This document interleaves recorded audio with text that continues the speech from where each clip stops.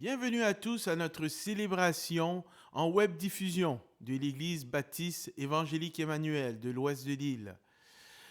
En ce dimanche 10 mai 2020, j'aimerais souhaiter tout d'abord une joyeuse fête des mères à ma maman et à toutes les autres mamans qui nous écoutent.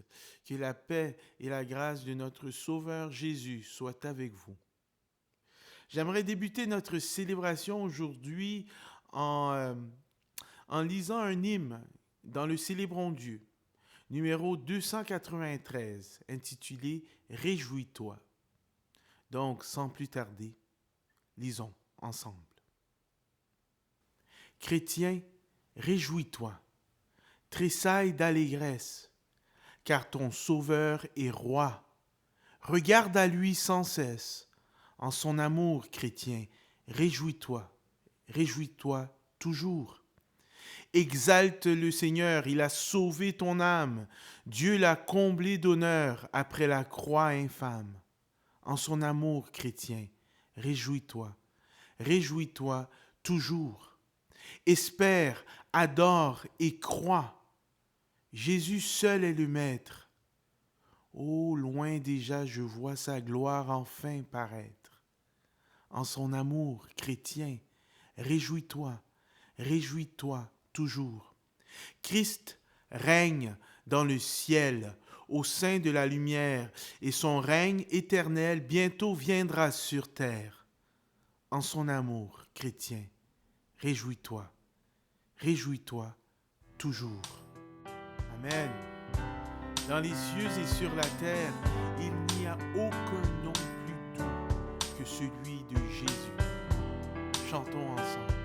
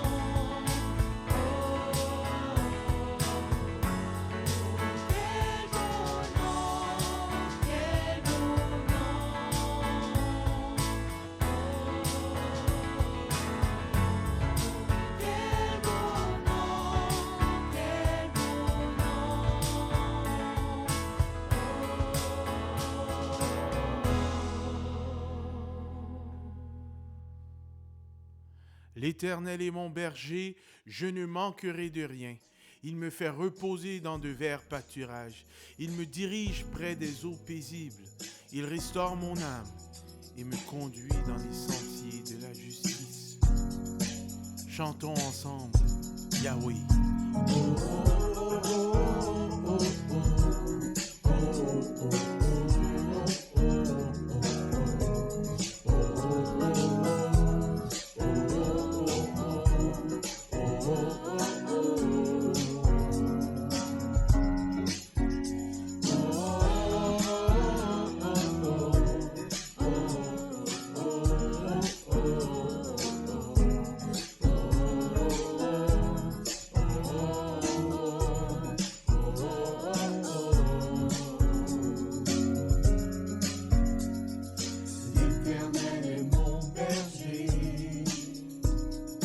De rien je ne manquerai.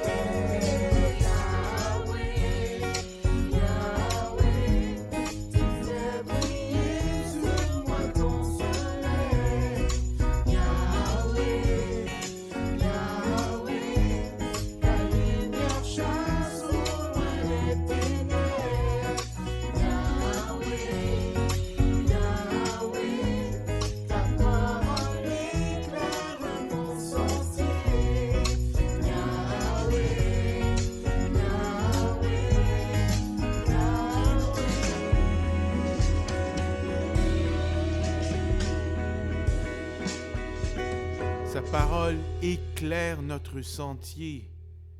Il est le bon berger. Et pour tout chrétien, Jésus nous conduit jusque dans la vie éternelle. Chantons ensemble. Il me conduit doucement, c'est repos pour mon âme lassée. En tous les son regard me suit et par la main il me conduit. Il me conduit, désormais pour lui je vais vivre.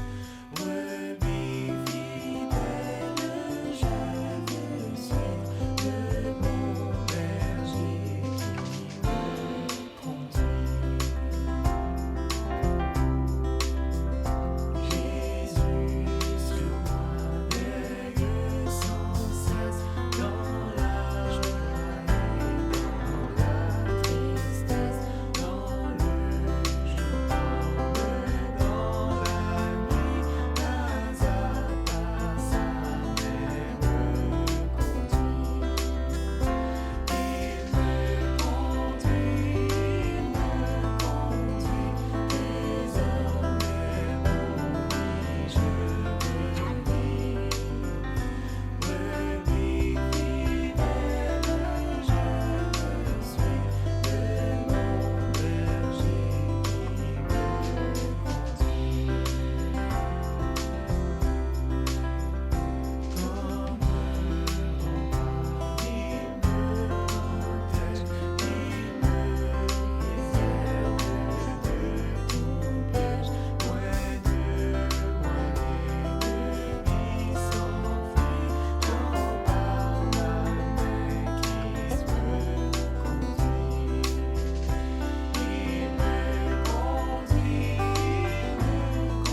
Il me conduit, désormais pour lui je veux vivre. Brebis fidèle, je veux suivre de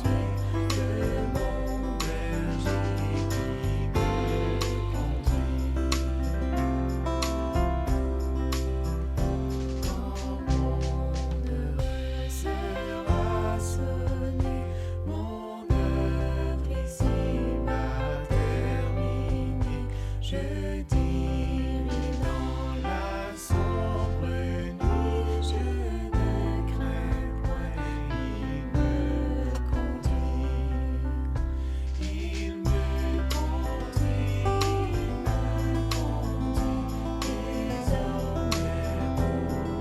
je veux vivre. Brebis fidèle, je veux suivre de mon berger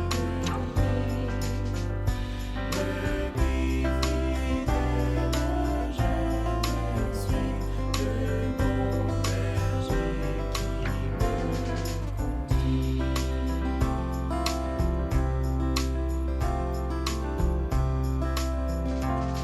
me conduit. Amen. Pour notre appel à l'adoration, on va être dans Jean. Jean 14, 23 à 28. Jean 14, 23 à 28. Lisons ensemble. Jésus répondit: Si quelqu'un m'aime, il gardera ma parole, et mon Père l'aimera. Nous viendrons à lui et nous ferons notre demeure chez lui. Celui qui ne m'aime pas ne garde point mes paroles. Et la parole que vous entendez n'est pas de moi, mais du Père qui m'a envoyé. Je vous ai dit ces choses pendant que je demeure avec vous. Mais le Consolateur, l'Esprit Saint que le Père enverra, en mon nom vous enseignera toutes choses et vous rappellera tout ce que je vous ai dit. Je vous laisse la paix. Je vous donne ma paix. Je ne vous donne pas comme le monde donne. Que votre cœur ne se trouble point et ne s'alarme point. Vous avez entendu que je vous ai dit, je m'en vais et je reviens vers vous. Si vous m'aimiez, vous vous réjouiriez de ce que je vais au Père, car le Père est plus grand que moi.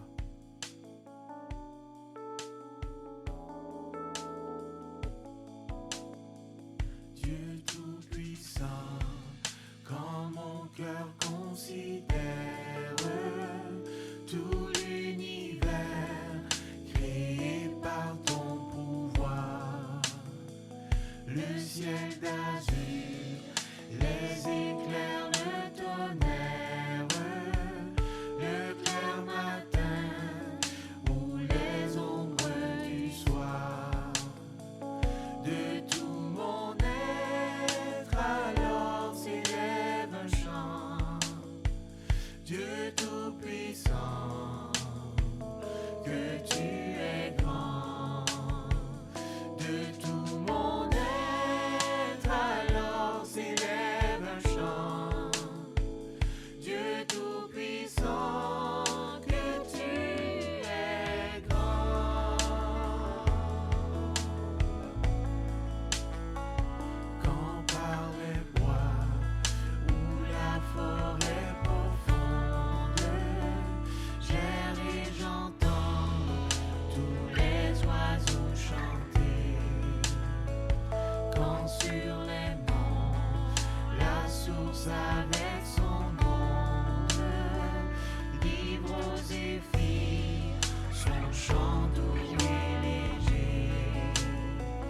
Mon cœur heureux s'écrie à chaque instant: ô Dieu d'amour, que tu es grand. Mon cœur heureux s'écrie à chaque instant: ô Dieu d'amour, que tu es grand.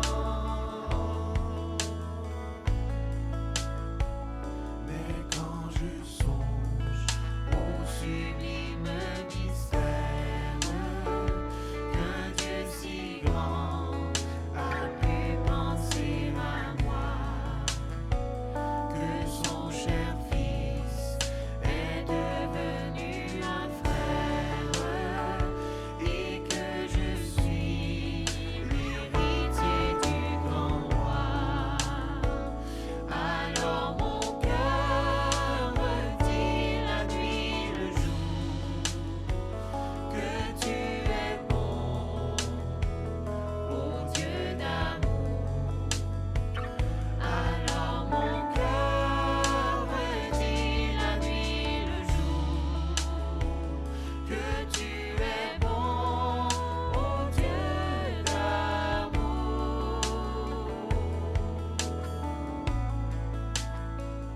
Quand mon sauveur éclatant de lumière s'élèvera de son trône éternel, et que les sangs, les douleurs de la terre, je pourrai voir les splendeurs de ton ciel.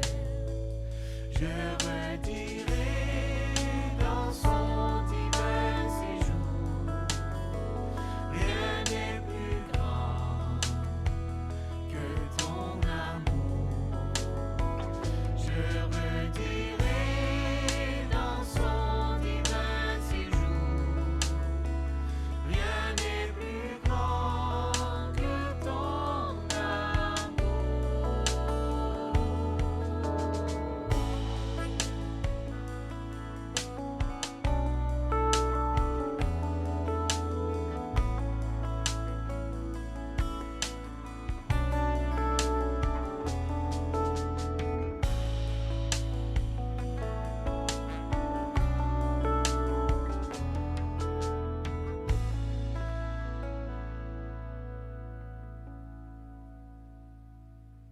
Bonjour frères et sœurs. Je voudrais commencer en vous souhaitant, à mes sœurs bien-aimées, une bonne fête des mères. Merci à chacune d'entre vous. Merci pour vos prières. Merci pour votre soutien. Merci pour ces femmes indispensables dans nos vies et dans la vie de notre Église. Merci à Édouard et à Naomi pour la direction, pour la louange ce matin. Courbons-nous, s'il vous plaît, pour prier maintenant. Courbons-nous. Seigneur Jésus, nous nous inclinons devant toi aujourd'hui. Merci, Seigneur, pour ta bonté et ta fidélité envers nous. Nous voulons aujourd'hui, en cette fête des mères, te remercier spécialement pour chacune de nos mamans. Merci pour celles qui nous ont portés, celles qui nous ont élevés, celles qui ont pris soin de nous, Seigneur. Nos cœurs sont reconnaissants envers toi pour nos mamans, Seigneur, celles que tu nous as données. Seigneur, nous te remercions pour ceux et celles qui ont agi aussi dans un rôle maternel et paternel dans notre vie, qui nous ont instruits dans ta parole, Seigneur. Je veux spécialement cette semaine te remercier pour les professeurs d'école du dimanche, pour les enseignants de l'Église Emmanuel. Je te remercie pour ceux qui dévouent du temps malgré le confinement pour assurer que nos enfants, pour que les adultes, pour que toute personne puisse entendre ta parole. Et merci Seigneur pour ta parole qui nous édifie, qui nous fait du bien, qui nous encourage dans ces moments difficiles. Nous te célébrons et te remercions pour ta fidélité envers nous et te demandons d'être avec ceux qui souffrent présentement, ceux qui sont affligés par la maladie, en particulier, Seigneur, ceux de notre Église qui ont attrapé le COVID-19. Daigne mettre ta main sur eux, ainsi que toute autre personne qui souffre présentement. Oui, Seigneur, nous te remercions parce que tu es bon et tu prends soin de nous. Notre confiance est en toi aujourd'hui et nous te remercions maintenant pour ces temps que nous allons passer dans ta parole. Dans le nom de Jésus, nous t'en prions. Amen. J'aimerais vous inviter de tourner, s'il vous plaît, dans la lettre de Paul aux Philippiens au chapitre 4. Philippiens au chapitre 4 aujourd'hui. Nous poursuivons dans cette super lettre de Paul aux Philippiens, la première église établie en Europe. Et nous avons commencé cette série intitulée « La joie dans le confinement ». La joie dans le confinement pour parler de la joie de l'apôtre Paul, la joie des Philippiens au milieu des circonstances difficiles. Et nous voyons dans Philippiens chapitre 4, à partir du verset 1, un rappel de l'intimité entre Paul et l'Église qui est à Philippe. Une relation intime avec Dieu mène toujours à une relation intime avec les êtres humains, les autres personnes, et spécialement avec les autres chrétiens.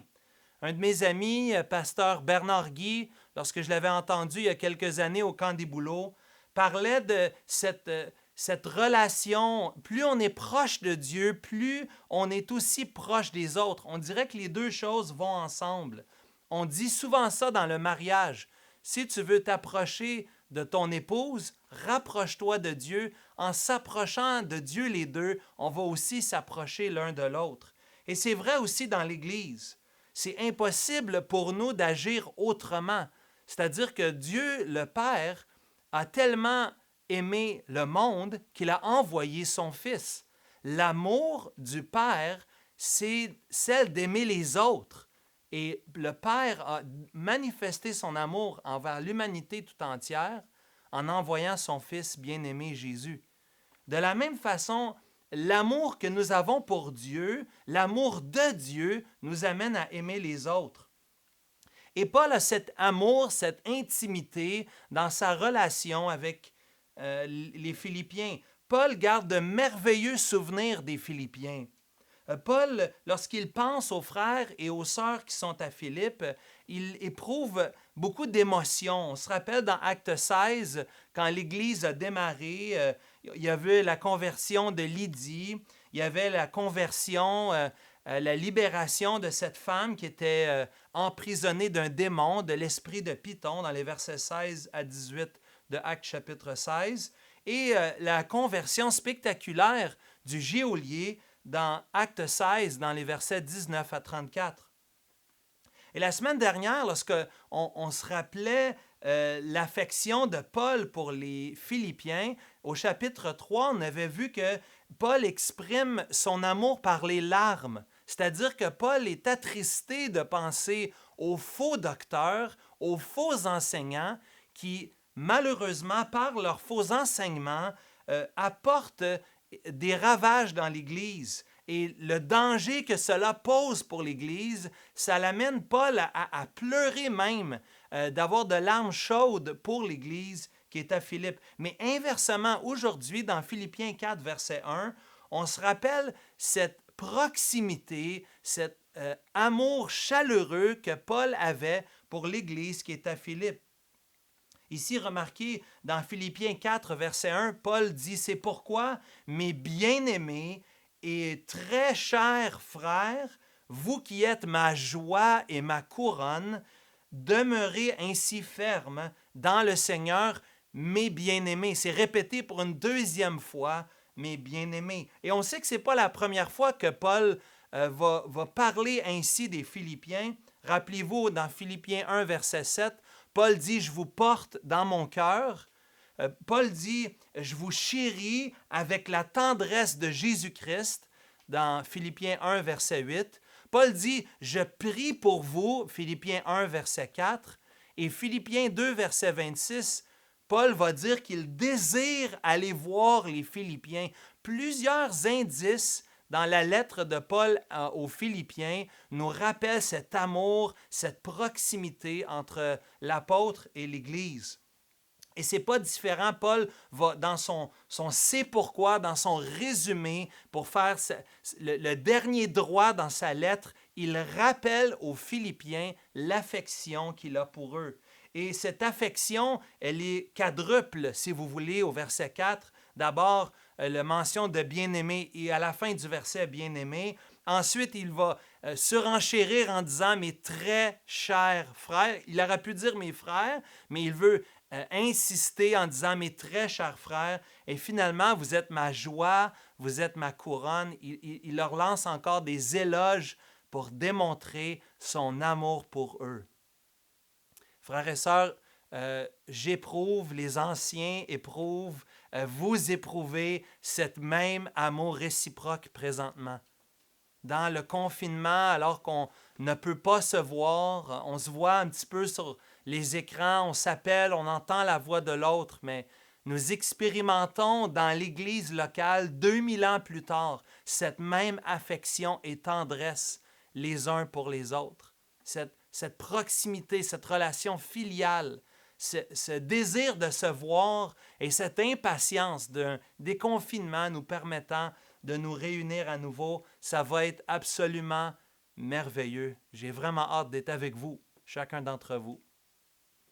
Mais Paul, de façon affectueuse, adresse l'Église qui est à Philippe et veut les encourager. Oui, il parle de cet amour, de cette affection, mais regardez à la fin du verset 1, Paul va dire aux Philippiens cette exhortation générale de demeurer ferme. Ce n'est pas la première fois qu'il mentionne cela. Si je ne me trompe pas, il l'avait dit dans Philippiens chapitre 1 au verset 27. C'était cette même attitude. Oui, à la fin du verset 27, il dit de demeurer ferme au milieu du combat. Ici encore, dans le dernier droit, demeurez ferme, frères et sœurs, au milieu du combat spirituel, au milieu des attaques de l'ennemi qu'on avait vu au chapitre 3, des faux enseignants, des faux enseignements, de tout ce qu'on peut entendre dans le monde dans lequel on vit, que ce soit dans le monde évangélique ou que ce soit dans le monde en général.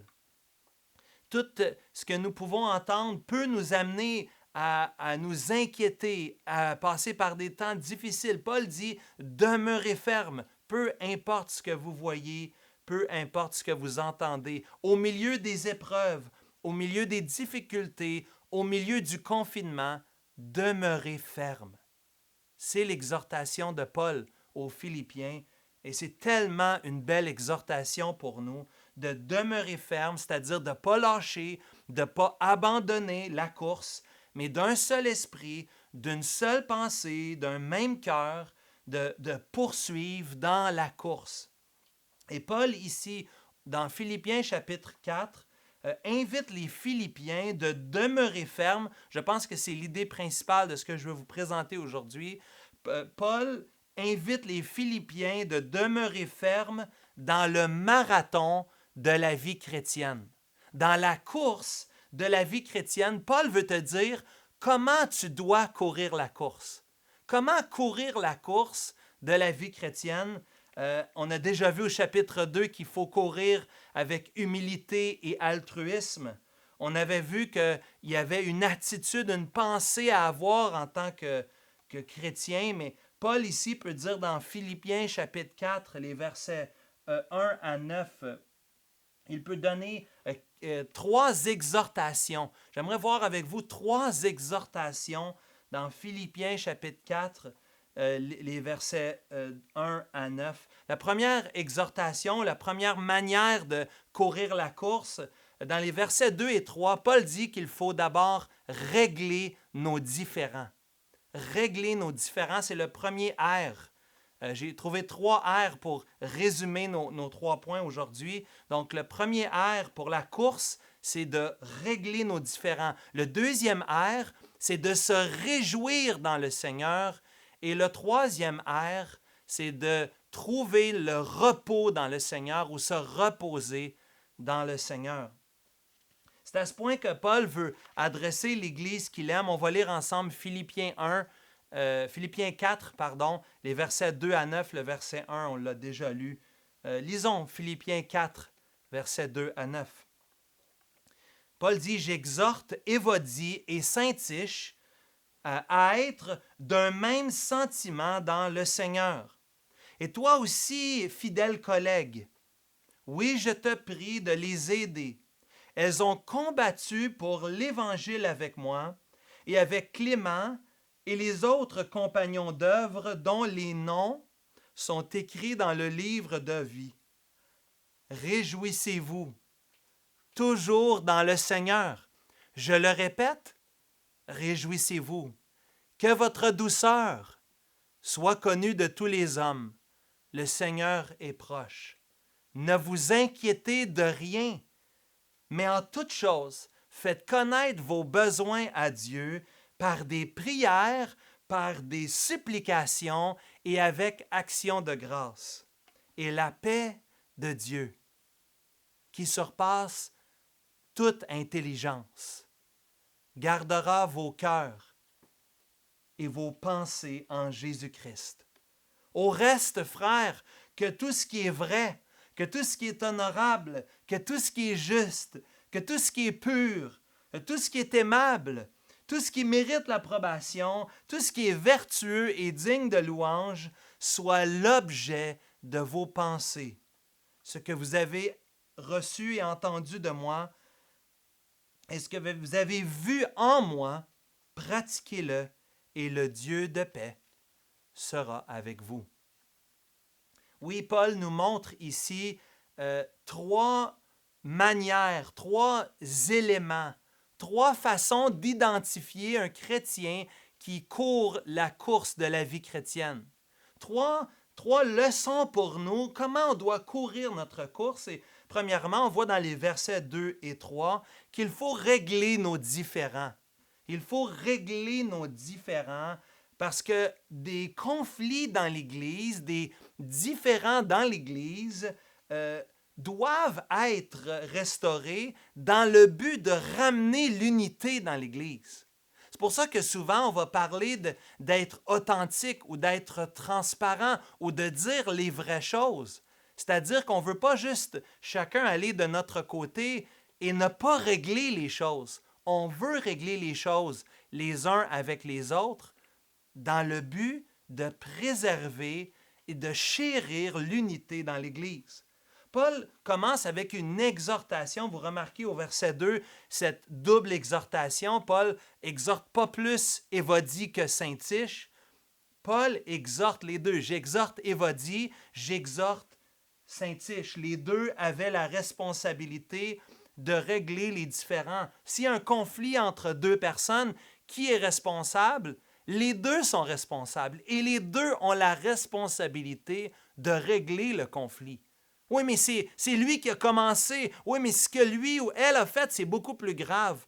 Non, les deux, nous avons la responsabilité de régler nos différends pour restaurer l'unité dans l'Église. Évidemment, Paul voyait une menace pour l'unité de l'Église. Paul, c'est un des grands points qu'il adresse aux Philippiens. C'est le manque d'unité qu'on avait vu au chapitre 2, probablement caractérisé par l'orgueil et l'égocentrisme. C'est ce qui mine et qui détruit l'unité. Mais ici, Paul veut ramener l'unité, encourager l'unité en disant Évodie et Saint-Tiche, il faut avoir le même sentiment, il faut avoir les mêmes attitudes dans le but de chercher l'harmonie dans l'Église. Et j'ai fait des recherches, on a peu d'informations. C'est le seul endroit qu'Évodie est mentionné, le seul endroit que Saint-Tiche est mentionné, le seul endroit que Clément, au verset 3, est mentionné. On n'a pas d'informations, on pourrait supposer plein de choses, mais le meilleur commentaire que j'ai pu trouver, ou les meilleurs commentateurs nous disent qu'il n'y a pas d'autres indications d'informations. C'est un peu surprenant que Paul va nommer ces deux noms. Paul ne fait pas toujours cela, de nommer, d'identifier des personnes, mais ici, il identifie les deux individus, Évodie et Saint-Tiche. Et ensuite, il y aurait peut-être le fidèle collègue qu'on pourrait faire des suppositions. Le troisième personne mentionnée au début du verset 3, Paul dit « Toi aussi, fidèle collègue ». Est-ce que Paul s'adresse à Timothée, qu'on a vu au chapitre, à la fin du chapitre 2? Est-ce qu'il s'adresse à Épaphrodite à la fin du chapitre 2? Ou est-ce que ça serait Silas? Parce que dans Acte 16, Paul a implanté l'Église, a démarré l'œuvre d'évangélisation à Philippe lorsqu'il était avec Silas. On se rappelle que Paul et Silas chantaient en prison. Est-ce que ça pourrait être Luc? C'est une autre supposition. Encore une fois, on n'a pas d'information. On pourrait supposer, mais on n'a pas l'information. On ne peut pas le dire avec certitude. Mais peu importe, Paul va quand même donner assez d'informations pour qu'on puisse cerner le contexte. Vous remarquez à la fin du verset 3, Paul va dire que ce sont des combattants, des compagnons, qui ont combattu pour l'Évangile avec moi, des compagnons qui ont combattu et dont leurs noms sont écrits dans le livre de vie. Paul veut nous rassurer l'Église que tout ce beau monde, ce sont des frères et des sœurs dans le Seigneur.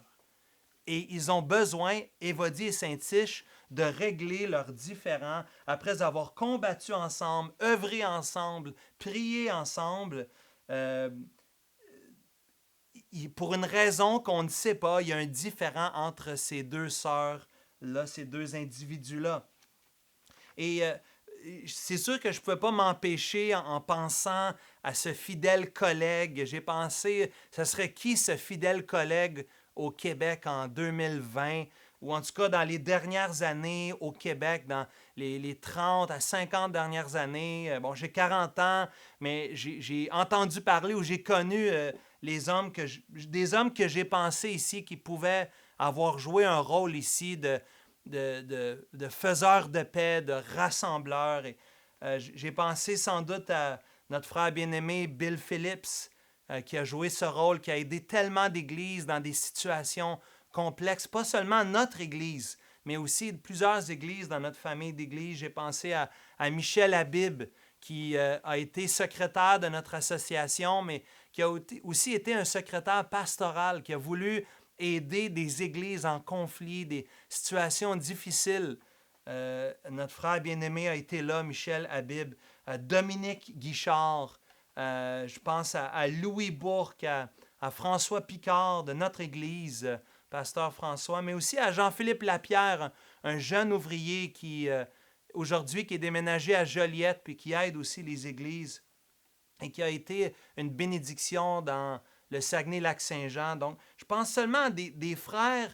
Il y a des sœurs aussi, j'en ai pas mentionné, mais des fois, dans des conflits, chers amis, on a besoin d'une aide extérieure.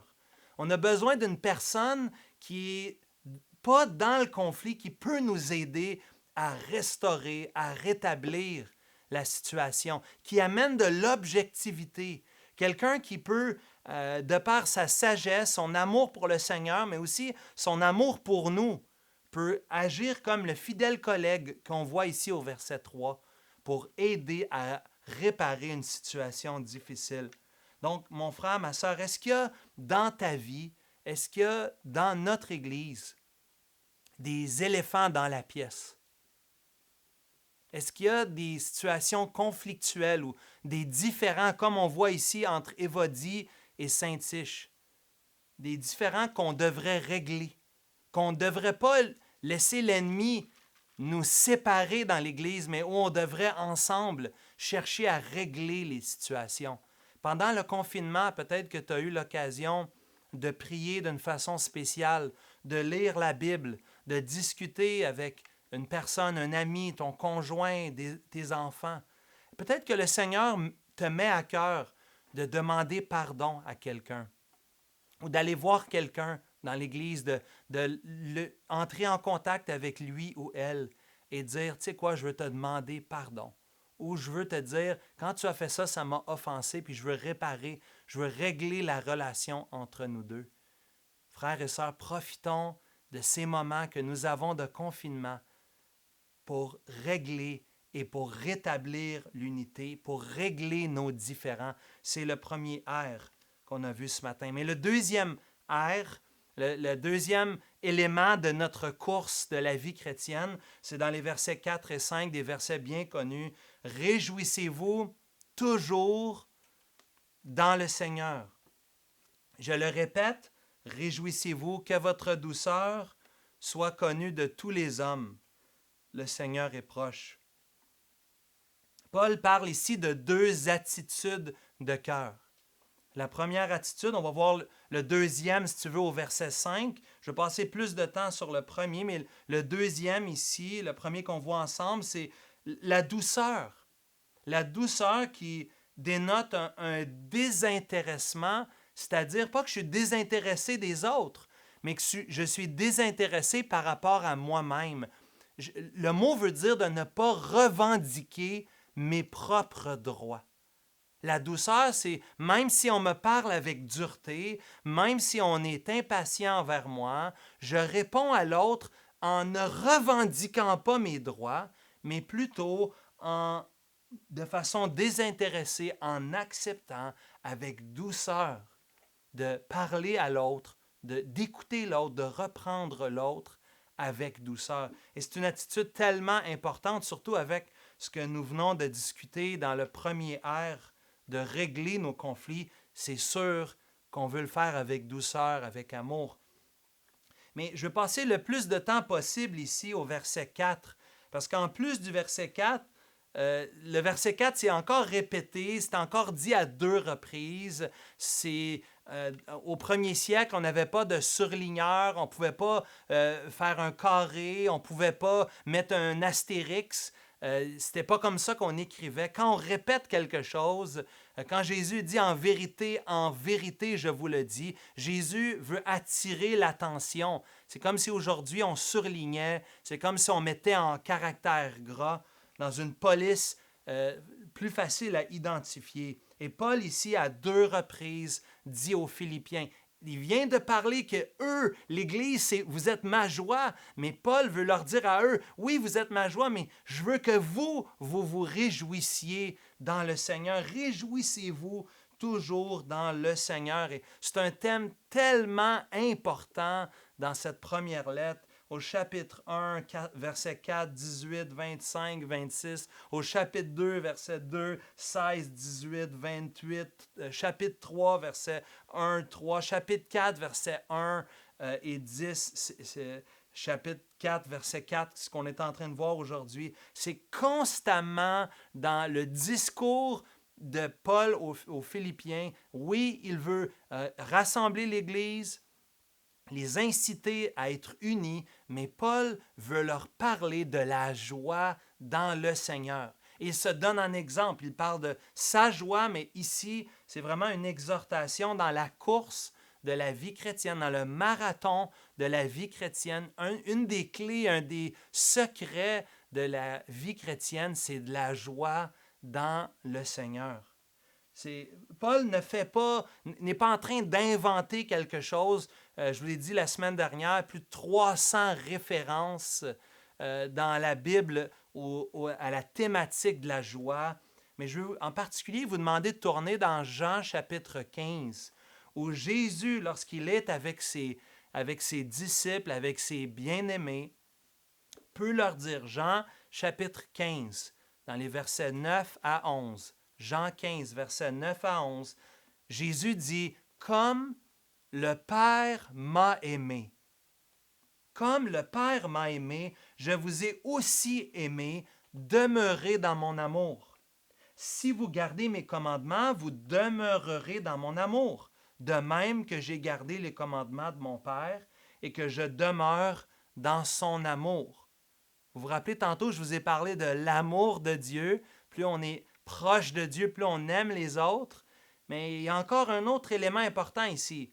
Plus on aime Dieu, plus l'amour de Dieu est déversé en nous. Regardez au verset 11. « Je vous ai dit ces choses afin que ma joie soit en vous et que votre joie soit parfaite ou complète. » Ainsi, mon frère, ma sœur, la vie chrétienne, malgré sa part d'épreuves et de difficultés, et présentement de confinement, on est tous confinés, chrétiens ou non. Mais nous, en particulier les chrétiens, notre vie chrétienne, notre marathon, se veut un marathon joyeux, un marathon heureux. Cette semaine, lorsqu'on était avec les enfants, après le souper, on a notre temps de culte familial, on a écouté ensemble un enseignement ou plutôt un partage. C'était la famille Getty qui chantait, qui était heureux de chanter ensemble. Les 5, Keith et Kristen Getty, écrivent des hymnes en anglais. Et ils avaient une invitée toute spéciale, une dame qui s'appelle Joni Eareckson Tada. C'est une dame qui, une sœur bien-aimée, qui, à l'âge de 17 ans, si je ne me trompe pas, a fait un accident à la nage et elle s'est fracturé la nuque, elle s'est cassé le cou. Elle vit depuis l'âge de 17 ans des séquelles de cet accident tragique, vivant ainsi avec une paralysie majeure. Cependant, cette semaine, lorsque nous avons regardé cette vidéo avec les enfants, puis qu'on a chanté avec les Getty, puis on a chanté aussi avec Madame Tada, notre sœur Johnny, qui, avec la joie débordante de son cœur, chantait des hymnes à la gloire de Dieu. Et je me suis posé la question, cette femme, aujourd'hui, elle a 70 ans. Ça fait plus de 50 ans qu'elle vit avec la fracture de sa nuque, la fracture de son cou. Mais saviez-vous quoi? Cette femme a une joie absolument débordante. Une joie étonnante. Une joie qui dépasse la logique ou l'entendement. On pourrait dire quelqu'un qui a vécu 50 ans dans une chaise roulante, qui est limité dans ses déplacements, mais qui a une joie dans son cœur et dans le Seigneur. Et dans son site Johnny and Friends, il y a toutes sortes d'articles intéressants, dont un article que j'ai vu au sujet de la joie dans l'épreuve. Et je me suis dit, c'est donc approprié qu'une femme comme Johnny nous partage la joie dans l'épreuve. Mon frère, ma soeur, on a besoin de témoignages comme ceux-là. Parce que la question se pose, es-tu un chrétien joyeux? Es-tu une chrétienne joyeuse? Est-ce que qu'est-ce que les gens diraient de toi? Est-ce que les gens diraient de toi, lui ou elle, ce sont des chrétiens joyeux, joyeuses? Et sinon, pose-toi la question, pourquoi tu n'es pas caractérisé par la joie? Pourquoi les gens autour de toi, ça peut être ton épouse, tes enfants, mais ça pourrait aussi être des amis. Tu pourrais appeler quelqu'un qui est proche de toi dans l'église puis te demander, est-ce que tu penses que je suis une personne joyeuse? Et te poser, réfléchir à ce niveau-là. Peut-être que tu peux demander de l'aide des autres frères et des sœurs dans l'Église. Comment se fait-il que je n'ai pas la joie du Seigneur? Comment se fait-il que je n'ai pas cette joie? Et peut-être ça peut devenir une prière de ton cœur. Seigneur, je veux obéir à cette invitation de Philippiens chapitre 4, verset 4. Je veux obéir à cette invitation d'être joyeux en toi. Je veux ta joie, Jésus, la joie dont tu parles dans Jean chapitre 15. Je vous ai dit ces choses afin que ma joie soit en vous et que votre joie soit parfaite. Le Seigneur veut nous donner sa joie, la joie qui vient d'un Dieu qui nous aime. Donc, le premier R, c'était de régler nos conflits. Le deuxième R, c'est de se réjouir dans le Seigneur, de trouver notre joie en lui. Notre troisième R et dernier R pour ce matin, c'est de trouver notre repos dans le Seigneur. J'ai cherché un mot qui commençait par R. Vous allez voir dans le texte, dans les versets 6 à 9, que le texte nous parle de la paix, mais j'ai pensé au mot repos parce que je pense que c'est approprié dans les circonstances. Paul dit aux Philippiens, au verset 6, « Ne vous inquiétez de rien, mais en toute chose, faites connaître vos besoins à Dieu par des prières, des supplications, avec des actions de grâce, et la paix de Dieu, qui surpasse toute intelligence, gardera vos cœurs et vos pensées en Jésus-Christ. » Et il répète à la fin du verset 9, il dit, « La paix de Dieu sera avec vous. » Le repos dans le Seigneur ou la paix dans le Seigneur est opposé ici, diamétralement opposé à l'inquiétude. Et aujourd'hui, nous vivons dans des temps qui sont troubles. J'ai lu plusieurs articles cette semaine qui parlent du climat anxiogène dans lequel nous nous trouvons. Il y a un article qui disait que la moitié des jeunes adultes au Canada vivent une anxiété profonde et présentent des symptômes de dépression depuis le début de la crise sanitaire. Je cite, il y a une étude ici qui révèle une récente étude réalisée pour le compte de la Croix-Rouge canadienne. Voici ce que l'étude dit, et je cite, « L'enquête révèle également que 40% des Canadiens âgés de 18 à 34 ans ne sont pas optimistes face à l'avenir. Par ailleurs, 38% des répondants croient qu'ils ne parviendraient pas à obtenir de l'aide rapidement en cas de besoin. Un climat anxiogène. Un autre article que j'ai vu cette semaine en Europe nous parlait des crises aiguës. Écoutez bien cela. Ces troubles, souvent mégalomaniaques, prennent parfois des allures de délire, de persécution qui traduisent une angoisse massive pour soi et pour son entourage. Je cite, afin d'avoir une analyse scientifique de ce phénomène qui semble toucher principalement les 18 à 35 ans, l'hôpital de Ville-Évrard, donc c'est en Europe, a lancé une étude d'évaluation clinique du confinement. Des angoisses, et que ça poursuit, puis ça dit des angoisses majeures qui peuvent se traduire en des bouffées délirantes aiguës. Ces bouffées délirantes peuvent avoir pour origine des dépressions, mais aussi la consommation ou l'arrêt brutal de drogue, précise Antoine Zuber. C'est juste deux exemples. Il y en aurait beaucoup d'autres et je n'ai pas de jugement envers ces gens-là. Au contraire, mon cœur saigne. J'ai compassion des jeunes, en particulier ici, des groupes de 18 à 35 ans, des personnes d'un âge qui passent, oui, par un temps difficile, mais qui ont encore probablement beaucoup d'années devant eux, mais qui vivent avec une angoisse, avec une inquiétude, avec des crises aiguës dans ce climat anxiogène. Et c'est sûr que je me suis posé la question au verset 6, lorsque Paul dit « Ne vous inquiétez de rien », je me suis posé la question, mais qu'est-ce qui pourrait bien nous inquiéter aujourd'hui. Évidemment, la situation sanitaire, la situation de santé, cette pandémie, le coronavirus, est-ce que je vais l'attraper? Est-ce que des gens que j'aime vont l'attraper? Qu'est-ce qui pourrait nous arriver? Mais il y a aussi d'autres maladies graves. Il y a des gens dans l'Église ou dans notre entourage qui ont un cancer, même un ami qu'on a appris subitement qu'il avait le cancer du pancréas à un jeune âge, au début de la quarantaine. Mais ça se peut-tu, une histoire pareille?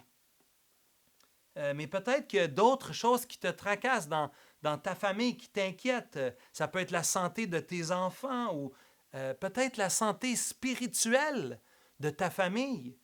Que tous tes enfants marchent avec le Seigneur, que tes parents ou tes frères, tes sœurs ou ton conjoint, ta conjointe, tu voudrais qu'ils marchent avec le Seigneur et ça t'inquiète.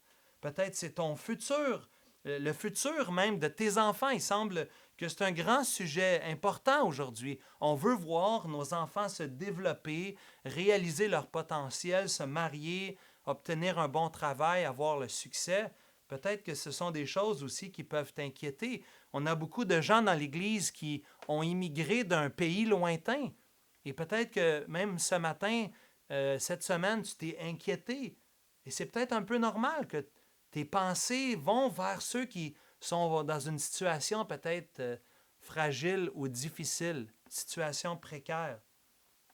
Mais peut-être que toi, tu t'inquiètes plutôt pour ta situation maritale. Tu te dis, depuis les dernières semaines, ma situation de couple, ça a révélé des problématiques dans le train-train quotidien de la vie. Les choses allaient correctes, mais là, depuis qu'on est toujours confiné à la maison, il y a des situations qui ont été mises en lumière et peut-être que ça t'inquiète de l'attitude de ton conjoint ou ta conjointe.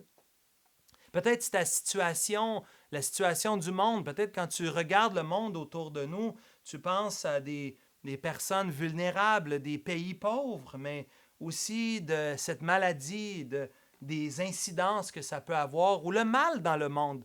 Il y a eu beaucoup de vols, la violence peut-être. Peut-être que pour toi, tu es inquiet pour l'écologie ou pour une future guerre, peut-être suite à la pandémie. Et finalement, un autre sujet qui pourrait nous inquiéter, peut-être juste un peu, c'est l'économie, n'est-ce pas? Notre futur retour au travail. Peut-être que tu es au chômage, tu réalises que tu as perdu des revenus sur tes investissements, ta retraite, tes placements. Peut-être même que tu t'inquiètes pour un crash économique. Le Seigneur Jésus, ici, dans sa parole, nous instruit. L'apôtre Paul nous parle à nous ici, comme il parle aux Philippiens, de ne pas s'inquiéter. Littéralement, cessez de vous inquiéter.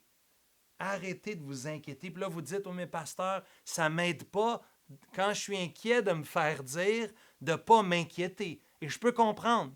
Mais je veux d'abord commencer avec l'impératif et on va voir après. Paul peut d'abord dire que les Philippiens devaient entendre cet impératif de ne pas s'inquiéter. Et là, on pourrait se dire pourquoi les Philippiens s'inquiètent.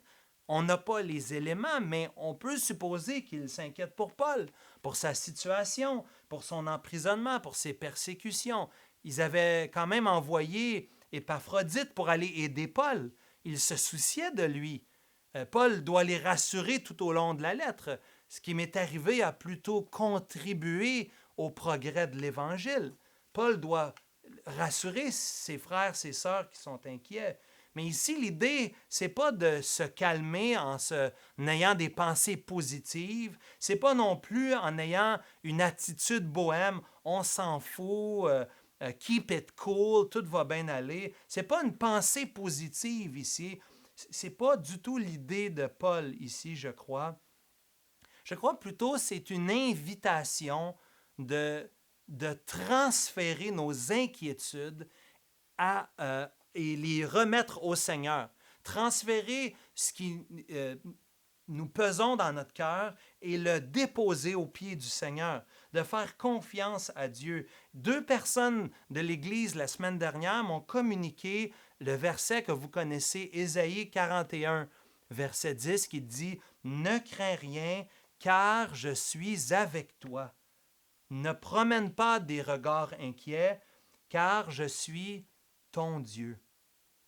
Je te fortifie, je viens à ton secours, je te soutiens par ma droite triomphante. » Et c'est pour ça qu'on peut être inspiré de transférer nos inquiétudes sur quelqu'un d'autre.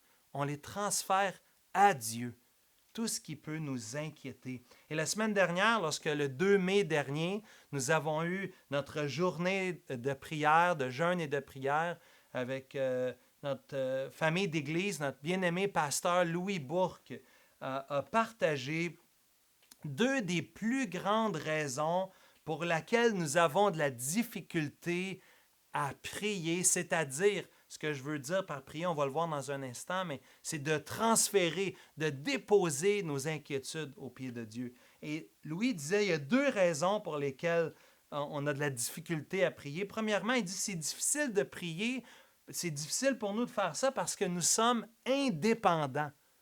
Nous sommes indépendants. On a tendance à s'appuyer sur nous-mêmes plutôt que de s'appuyer sur Dieu. C'est notre tendance naturelle déchue. En tant qu'hommes et femmes pécheresses, en tant qu'enfants, on veut toujours essayer de faire les choses par nous-mêmes et en dernier recours, on va déposer ça au Seigneur. La deuxième chose qu'il dit, très souvent, Louis dit, la deuxième chose qu'il dit, je trouve ça tellement bon, la deuxième chose qui fait que c'est difficile de prier, c'est que de façon pratique, on croit à la souveraineté de Dieu, mais dans nos prières, on doute de la souveraineté de Dieu dans nos prières. On doute que Dieu va vraiment souverainement agir, soit en exaucant ou non notre prière, mais en faisant dans la situation ce qui est de mieux pour nous et pour la situation et pour la gloire de Dieu. Donc, ici, mes frères, mes sœurs, on est invités à raconter à Dieu nos inquiétudes.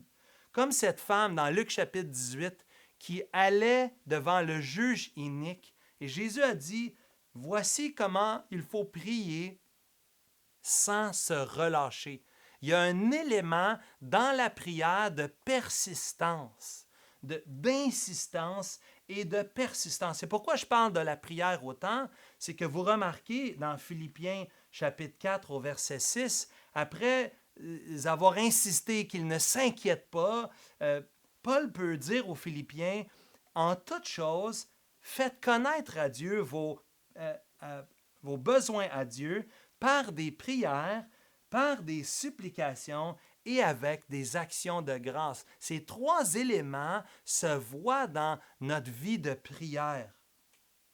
Notre vie de prière est une manière pour nous de transférer nos inquiétudes vers le Seigneur. Et Jésus lui-même avait parlé de cela. Tournez dans Matthieu au chapitre 6 ce matin. Matthieu chapitre 6, juste pour voir un passage parallèle.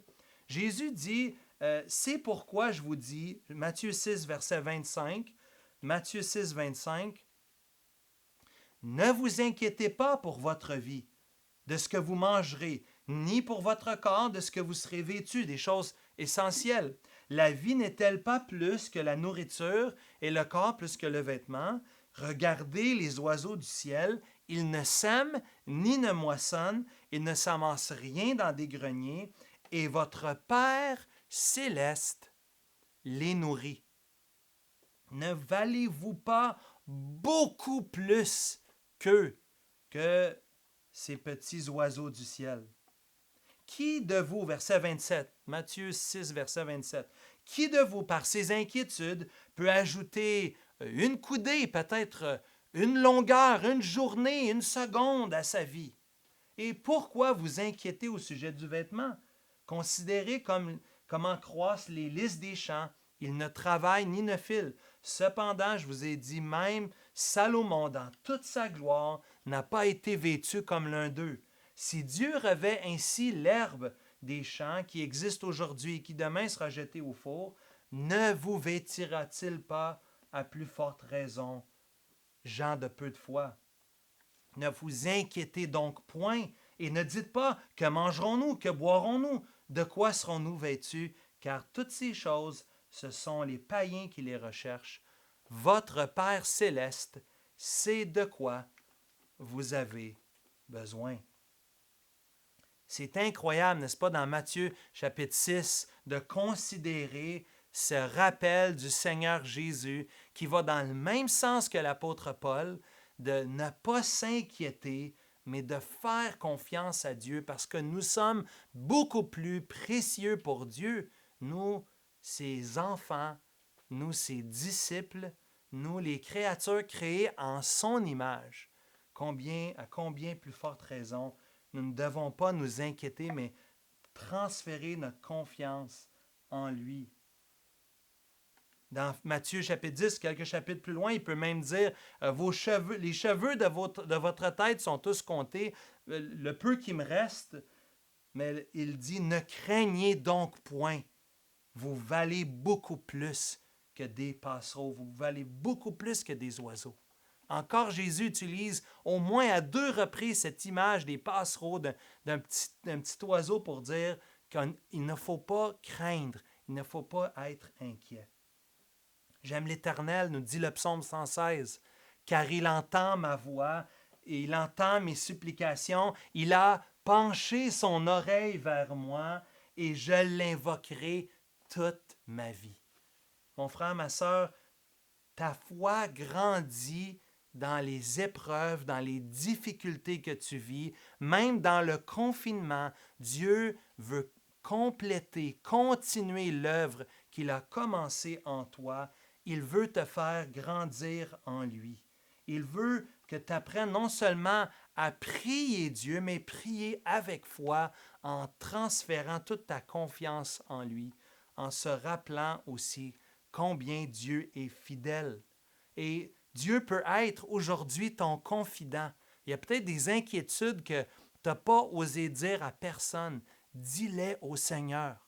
Viens dans la cellule cette semaine, une des cellules de croissance, puis viens déposer au Seigneur avec les frères et les sœurs de la cellule de croissance.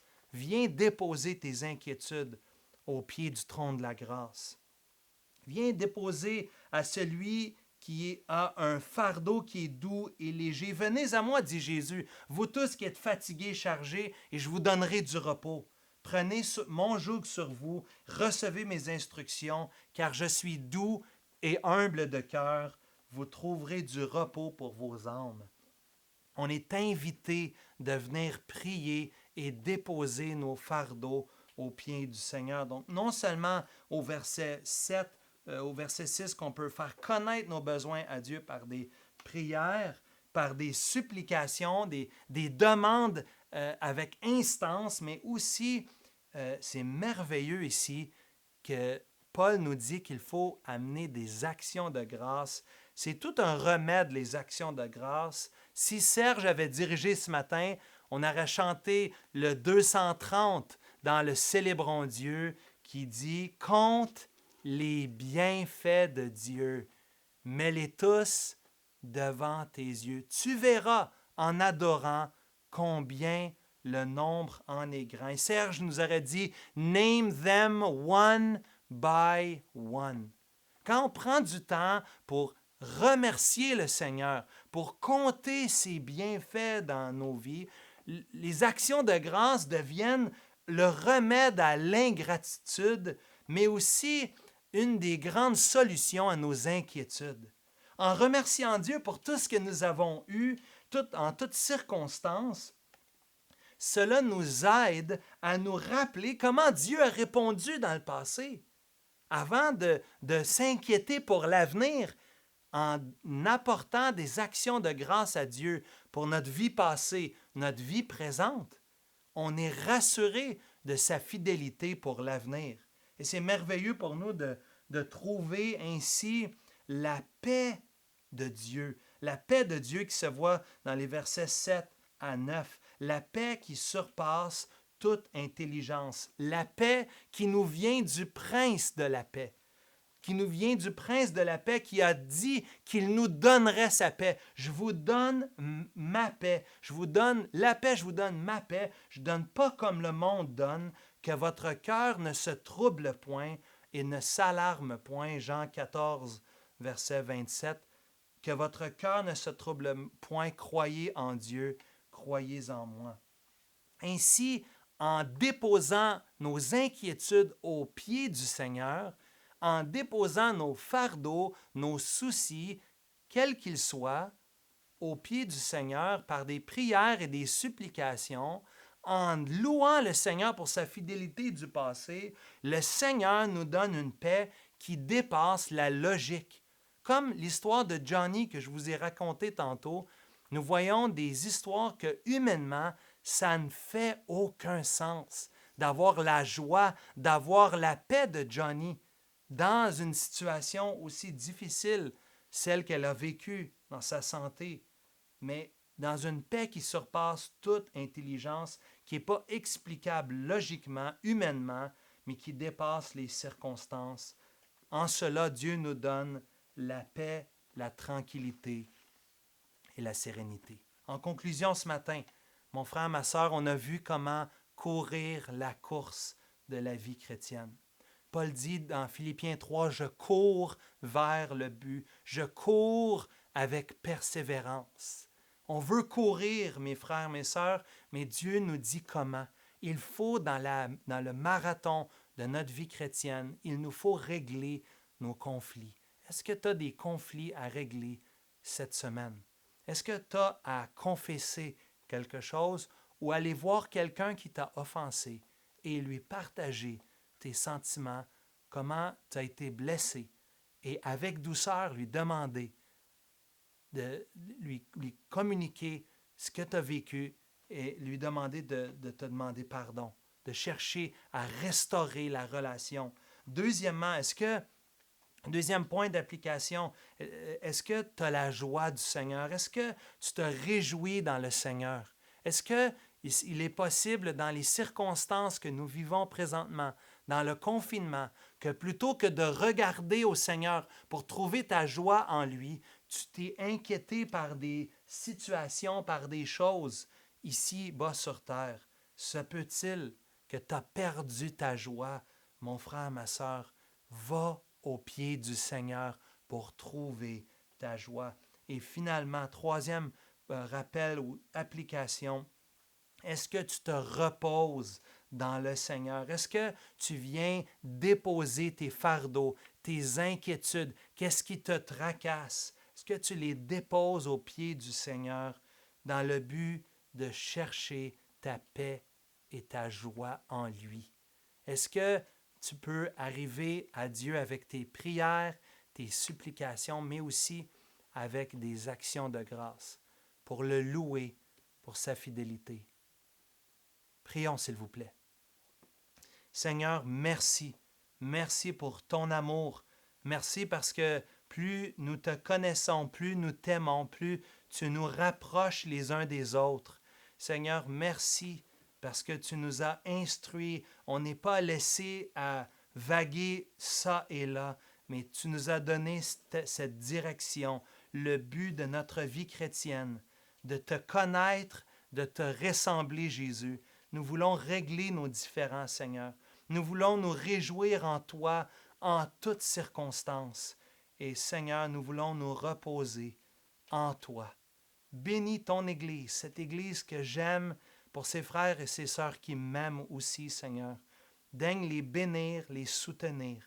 Je te prie, Seigneur, s'il y a quelqu'un qui n'a pas connu la paix en toi, qui n'a pas de joie en toi, possiblement, celui-là ou celle-là qui m'écoute aujourd'hui ne te connaît pas et peut se tourner vers toi, Seigneur. Je te prie que tu sauves et que tu transformes encore des vies aujourd'hui. Dans le nom de Jésus. Amen.